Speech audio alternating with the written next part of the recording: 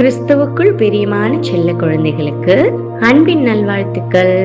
இன்று ஜூலை மாதம் 23ஆம் நாள். தேவன் இன்னைக்கு உங்களோட பேசுறதுக்காக ஒரு விசேஷமான பரலோக மன்னாவை கொடுத்திருக்காங்க. இன்றைய மன்னா அப்போஸ்தலர் 10ஆம் அதிகாரம் 34 மற்றும் 35 வசனங்கள். தேவன் பட்சபாதம் உள்ளவர் அல்ல என்றும் என்றும் நிச்சயமாய் அறிந்திருக்கிறேன். இதற்கான விளக்கத்தை பார்க்கலாமா? நம்முடைய தேவன் அன்பு, நீதி, ஞானம் மற்றும் வல்லமை ஆகிய இது மாதிரியான எல்லா குணத்திலையும் முற்றிலும் பூர்ணமானவரா இருக்கிறாரு.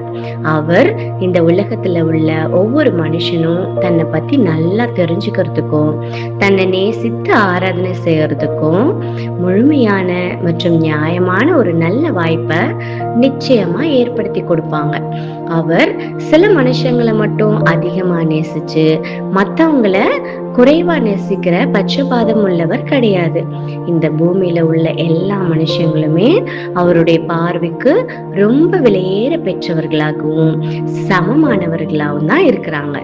எல்லா மனுஷங்கள் மேலும் தேவன் ஈக்குவலான அன்பை வச்சிருக்காங்க.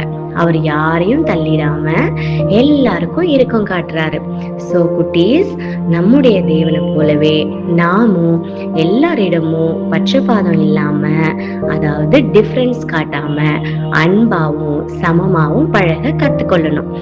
மனுஷங்களுடைய வெளி தோற்றத்தை பார்த்து யாரையும் பிரிக்காம எல்லாரையும் நேசித்து எப்பொழுதும் நம்முடைய தேவனுக்கு பிரியமான நல்ல பிள்ளைகளா வாழணும். ஓகே குட்டீஸ், இந்த மன்னாவை இன்னும் தெளிவா புரிஞ்சுக்க உங்க பைபிள் எடுத்து 2 நாளாகமம் 19ஆம் அதிகாரம் 7ஆம் வசனத்தை வாசிங்க.